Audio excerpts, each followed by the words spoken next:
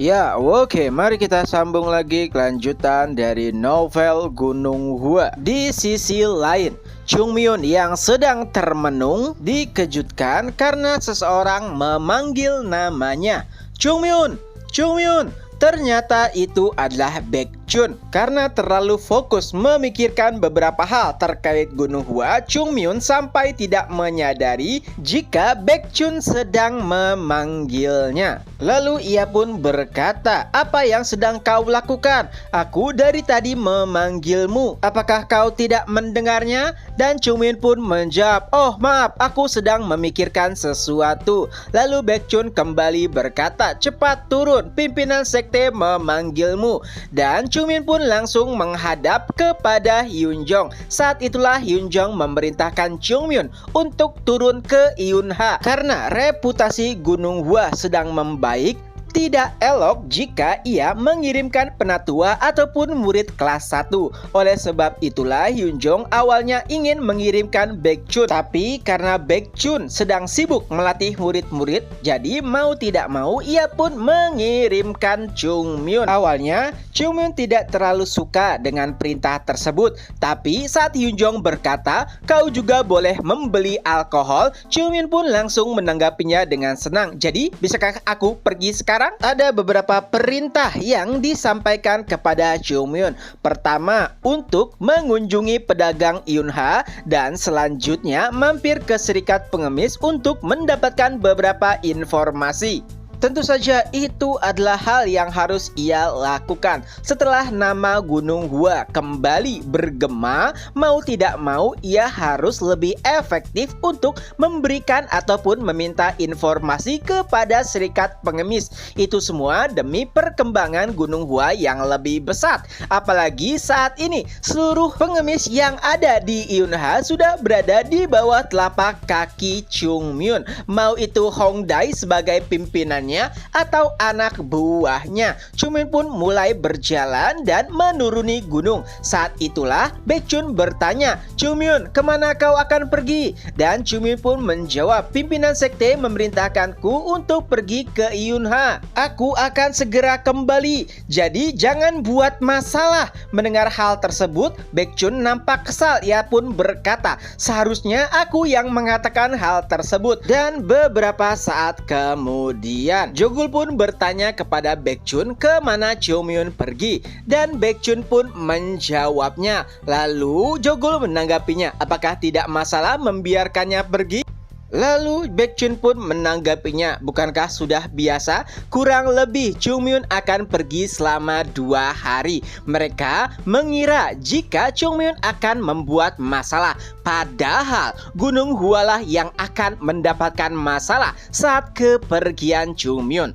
Di sisi lainnya, nampak beberapa pria tua yang sedang mendaki untuk menuju Gunung Hua. Seseorang pun berkata, "Sudah lama kita tidak kembali ke Gunung Hua. Aku merasa takut dan juga senang." Lalu seseorang pun menanggapinya, "Kenapa harus takut? Rumah adalah rumah. Baiklah, mari kita kembali dan membicarakan beberapa hal dengan Hyun Jong." Dan beberapa orang tua inilah yang akan membuat masalah di Gunung Hua. Tak lama kemudian, akhirnya rombongan orang tua itu pun sampai di depan gerbang Gunung Hua. Mereka sedikit bernostalgia untuk mengenang masa lalu mereka saat masih berada di Gunung Hua. Seseorang pun berkata, "Baiklah, mari kita masuk dan meminta maaf. Alangkah baiknya jika master yang memberikan kita dekrit masih hidup."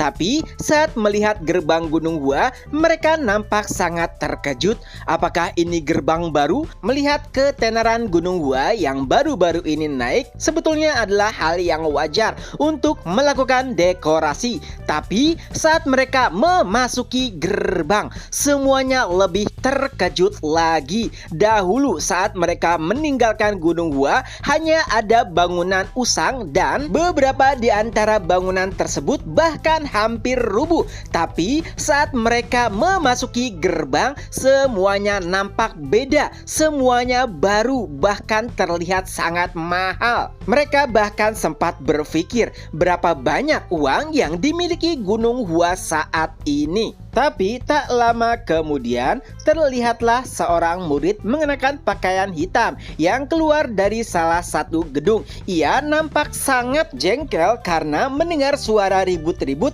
di pagi buta. Beberapa murid lainnya juga mulai menampakkan dirinya. Lalu seorang pria muda pun mendekati rombongan lelaki tua tersebut dan berkata, "Apa yang kalian lakukan di gerbang Gunung Hua pada pagi-pagi buta ini?" Mendengar ocehan tersebut, pimpinan dari rombongan orang tua itu pun menanggapinya. "Melihat di Gunung Hua ada orang sepertimu, nampaknya memang benar jika Gunung Hua telah kembali. Dan melihat dari tatapanmu, aku yakin kau adalah orang yang sedang diperbincangkan saat ini. Kau pasti naga ilahi Gunung Hua, bukan?" Dan orang tersebut pun menjawab, "Tidak, aku adalah Baekchun, murid kelas 2. Mendengar jawaban tersebut, ia pun kembali menanggapinya, "Baekchun, jadi kau adalah pedang adil Gunung Hua?" Dan Baekchun pun menjawab, "Ya." Lalu pria tua itu pun kembali berkata, "Pedang adil, aku banyak mendengar cerita tentangmu." Tapi karena masih terganggu dengan kehadiran para orang tua tersebut,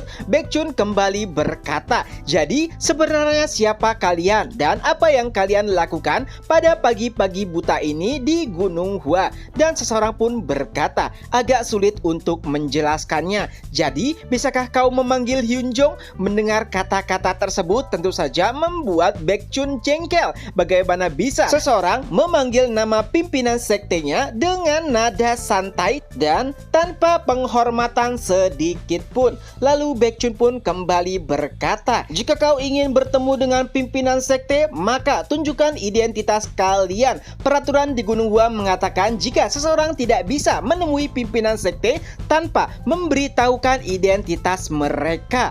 Mendengar kata-kata tersebut, Pak tua ini malah menjadi sedikit jengkel. Ia pun menanggapinya, "Ya, itu berlaku untuk seseorang yang bukan bagian dari Gunung Hua. Intinya, panggilkan Hyunjong atau penatua siapapun itu. Sulit untuk menjelaskannya, tapi mereka akan mengetahui jika telah melihat kami." Dan tak lama kemudian, karena mendengar kegaduhan, salah seorang penatua pun muncul. Apa yang sebenarnya terjadi? Dan itu adalah Hyunjong. Lalu Baekchun pun mulai menjelaskan, "Penatua, orang-orang ini ingin bertemu dengan pimpinan sekte tanpa memperlihatkan identitas mereka." Dan saat Hyunjong melihat para orang tua tersebut, wajahnya mulai mengeras. Lalu ia pun berkata, "Apa yang kalian lakukan di sini? Berani-beraninya kalian menginjakkan kaki kalian kembali ke Gunung Hua." Tapi para lelaki tua itu menanggapinya dengan santai, "Hyunjong, sudah lama."